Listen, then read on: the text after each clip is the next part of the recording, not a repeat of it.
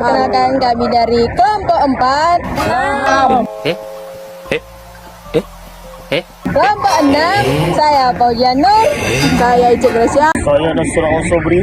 Yup. Saya Ridho Riyadi. Saya Ular Yoga Pretno. Saya Kedua Azhar. Yuk. Kita sering dengar kata keterbatasan, tapi apa jadinya kalau keterbatasan itu justru dari titik awal dari sebuah perjalanan yang luar biasa. Betul. Jadi hari ini kami datang bukan untuk mengasihani, tapi kami datang untuk belajar dari orang yang luar biasa hidupnya, yang membuktikan bahwa saya tidak melihat bukan berarti tidak bisa memiliki prestasi. Beliau adalah seorang atlet dari NPC Sumut. Kita dengarkan dari wawancara dari kawan-kawan yang lainnya, bagaimana perjalanan mereka selama menjadi atlet yang memiliki keterbatasan itu. Oke guys, sekarang kami sudah berada di gedung Dispora Sumut. Saksikan video kami selanjutnya. Baik, Assalamualaikum warahmatullahi wabarakatuh. Perkenalkan, Bang, sebelumnya kami dari mahasiswa Pendidikan Jasmani Kesehatan Rekreasi Universitas Negeri Medan. Nah, perkenalkan nama saya Nasrul Sobri Rahab. Terus ada saya Azharul Rahab. Ada Paulian Nur. Saya Dina Nurjana. Saya Ular Yoga Pretno. Saya Ridho Riyadi Arab. Nah, kemudian ada kameramen itu Icek Gracia, Bang. Nah, jadi di sini kami ada tugas dari mata kuliah penjas adaptif. Nah, kami diberikan tugas untuk mewawancarai orang Abang, yaitu atlet-atlet tunanetra. Nah, sebelumnya kami izin sama orang Abang kalau misalnya ada nanti perkataan atau pertanyaan yang mungkin yang tidak enak lah di dalam acara orang Abang, kami minta maaf sebesar-besarnya duluan. Kemudian mungkin dari kami itu sajalah, dan kirim salam juga dari dosen, dari Pak Badin. Kemudian mungkin untuk pertanyaannya akan sampaikan langsung oleh saudari Fosia, Bang. Oke guys, kami sekarang sudah duduk bersama narasumber kita. Sebelum kita mulai pertanyaan yang lebih lanjut, untuk sebelumnya mohon untuk orang Abang perkenalkan diri terlebih dahulu, Bang. Perkenalkan, nama saya Muhammad Ega Pratama.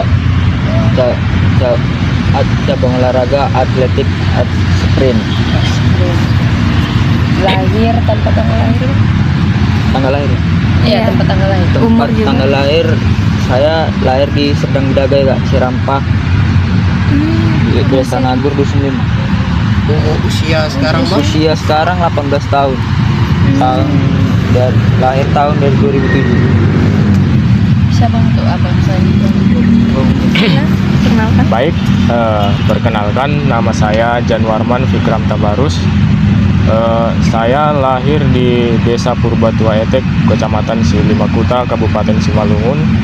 Saya lahir pada tanggal 28 Januari tahun 1999, dan saat ini saya sudah berusia 27 tahun.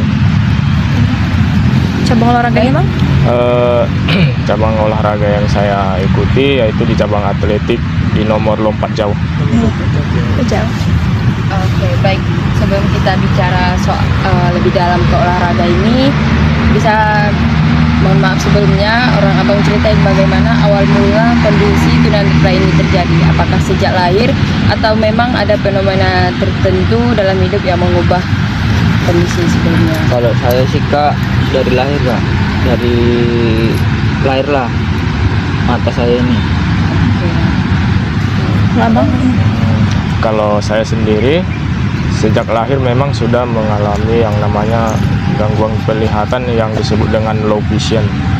Nah, jadi sejak kecil itu saya memang masih dapat melihat, namun kemampuan penglihatan saya itu sudah terbatas.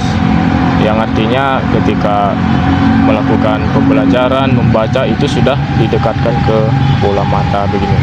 Lalu yang lebih parah seperti yang sekarang ini yang sudah mengalami tunanetra total itu mulai pada umur 10 tahun atau lebih tepatnya di kelas 5 SD gitu. Oke, Bang. Nah, banyak orang yang mungkin nggak menyangka bahwa kondisi tunanetra ini justru bisa membawa seseorang ke dunia olahraga. Bisa ceritain bagaimana awal mula orang Abang terjun ke dunia olahraga? Siapa atau apa yang pertama kali menginspirasi masuk ke dunia olahraga ini? Kalau saya sih Kak, ada abang tetangga, dia pun sempat gabung dari atlet NPC juga. Dia mengajak saya dari kecil, cuma lagi karena saya masih sekolah, mungkin abang itu nunggu saya besar. Jadi pertama kali saya masuk di cabang olahraga atletik ini dari kelas 1 SMA Kak. Baik, kalau saya sendiri, saya bercerita singkat saja. Ketika saya mulai mengalami tunanetra total seperti ini, akhirnya keluarga membawa saya ke SLDA Karya Murni yang ada di Medan Johor. Di sana akhirnya saya menjalani pendidikan mulai dari SD, SMP, SMA. Sembari di situ ada juga di sana abang senior lah dibilang gitu. Jadi di sana juga sudah ada yang menjalani kegiatan sebagai atlet dan dia juga berprestasi begitu. Jadi itu yang memotivasi saya. Akhirnya saya juga berniat terjun ke dunia olahraga.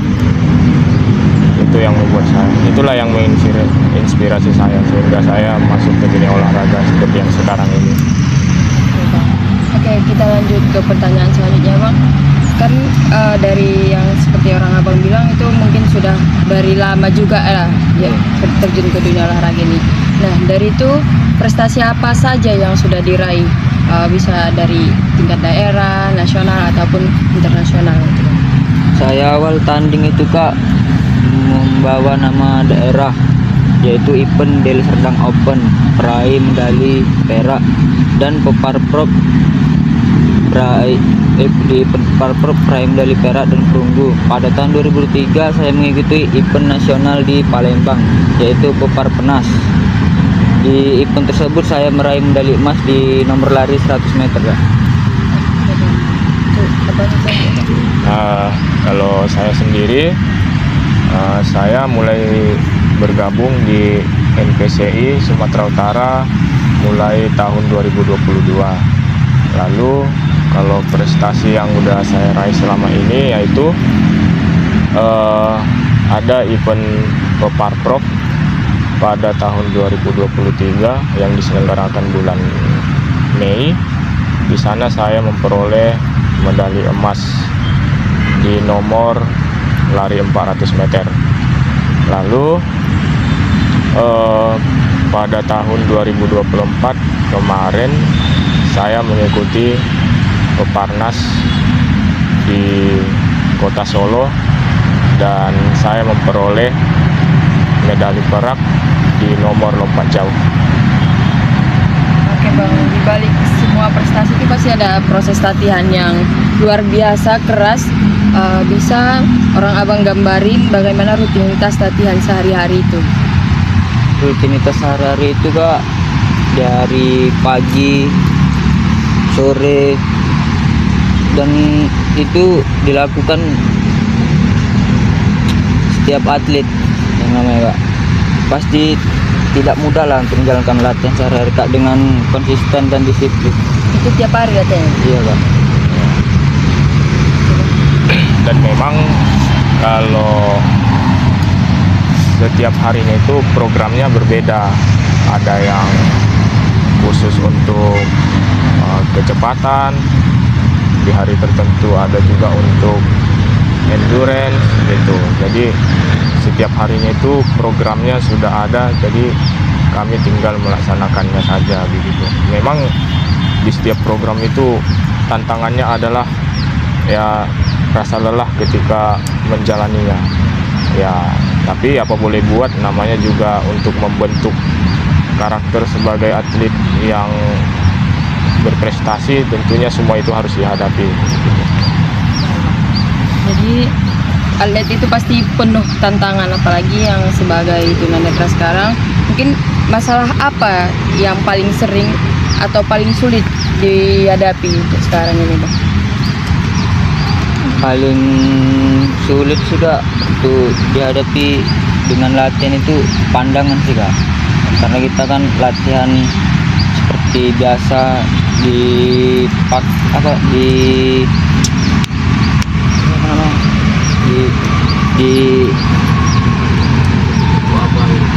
dituntun harus lebih bisa mengejar target waktu latihan. Jadi tantangan kami Kak di pandangan agak sedikit terbatas. Jadi kira-kira solusi buat menghadapi tantangan itu apa ya? Ya dari rasa semangat lah Kak, diawali dari rasa semangat, yakin, dan itu semua mungkin nggak semua orang bisa Kak. Abang? Baik, kalau dari saya sendiri, tentu tantangan saya dengan teman saya ini yang kami hadapi tentu berbeda, karena saya sendiri adalah tunanetra total gitu. Jadi tantangannya ya di bagian melakukan teknik, terutama dalam nomor lompat jauh ini kan tekniknya cukup banyak. Jadi terkadang kesulitan saya memahami tekniknya itu karena tidak bisa melihat secara langsung bagaimana pendamping atau pelatih saya melakukannya. Jadi memang cukup membutuhkan waktu yang lama untuk saya memahaminya, karena saya harus dengan cara memegang atau meraba si pelatih tersebut untuk melakukan teknik demi teknik untuk saya lakukan gitu. Terkadang juga memang cukup terbatas pergerakan yang bisa saya lakukan. Cuman ya itu yang namanya juga harus dikuasai tekniknya supaya dapat melakukan lompat jauh itu dengan benar. Ya saya tetap berusaha, dan memang butuh pendampingan yang sabar juga, dan syukurnya memang pelatih-pelatih kami yang melatih kami di lapangan itu cukup sabar mendampingi kami, termasuk atlet tunanetra yang seperti saya ini, sehingga ya bagaimanapun prosesnya ya akhirnya juga saya dapat terbentuk menjadi seorang atlet lompat jauh seperti itu. Oke Bang, balik semua kerja keras itu apa atau siapa yang menjadi sumber motivasi terbesar dari orang Abang untuk terus berlatih dan berprestasi di Terutama sekali itu Kak, orang tua yang selalu support kita, latihan yang selalu memberi semangat, dan yang kedua itu pelatih yang memberi semangat juga agar kita tetap selalu konsisten menjalankan latihan sehari-hari Kak. Jadi kurang lebihnya sama seperti teman saya, bahwasanya yang memberi dukungan yang utama itu adalah keluarga, baik orang tua, saudara-saudari, karena mereka juga sangat menekankan bahwasanya walaupun keadaan saya seperti ini, tapi mereka dengan penuh keyakinan dan doa terhadap saya, ya akhirnya saya pun juga memiliki semangat yang tinggi untuk berlatih terus untuk menjadi sang juara di setiap pertandingan yang ada begitu. Oke Bang, dan yang terakhir mungkin nggak dibilang pertanyaan sih. Iya. Jadi ini buat generasi muda, khususnya mereka yang memiliki kondisi serupa atau bahkan kondisi apapun yang dianggap berbeda oleh masyarakat, pesan apa yang paling ingin orang Abang sampaikan, atau apa hal yang paling penting untuk mereka pegang gitu? Ya intinya tetap bersyukur dengan kondisi sendiri. Kami aja Kak yang kayak gini tetap bersyukur, semangat menjalankan aktivitas sehari-hari, gitu aja sih Kak. Kalau dari saya, untuk siapa saja yang mendengarkan dari hasil wawancara ini nantinya, ya kami berharap semuanya tetap semangat, jangan memandang kekurangan itu sebagai hambatan untuk berprestasi, namun di setiap kekurangan yang ada pasti tersimpan potensi yang dapat dikembangkan sehingga dapat dijadikan sebagai penunjang masa depan yang lebih cerah lagi. Oke, baik, dan terima kasih sebelumnya sudah memberikan kami waktu luang untuk memberikan beberapa pertanyaan kepada Abang. Mungkin cukup sekian pertanyaan yang dapat kami sampaikan. Mohon maaf apabila ada kesalahan kata dari kami. Wassalamualaikum warahmatullahi wabarakatuh. Wah. Iya. Hai kawan-kawan sekalian. Halo. Kalau video ini bisa ngasih sesuatu buat kalian, semoga itu adalah ini. Kawan-kawan, bisa kita sama-sama ketahui, hidup itu nggak selalu adil, kondisi kita nggak selalu ideal, jalan kita nggak selalu lurus, tapi ada di antara kita yang memiliki kekurangan, keterbatasan, dia tetap memilih untuk berlari, bukan karena mereka mampu, tapi mereka tahu berhenti bukanlah pilihan. Itu tadi wawancara dari rekan-rekan kita yang luar biasa. Semoga kisah dari saudara-saudara kita yang tadi bisa bermanfaat bagi kita, dan kita yang masih memiliki kesempurnaan bisa tetap terus maju dan tidak pernah berhenti, tidak pernah menyerah. Sekian video dari kami. Bye-bye. Salam olahraga. Luar biasa. Meanwhile.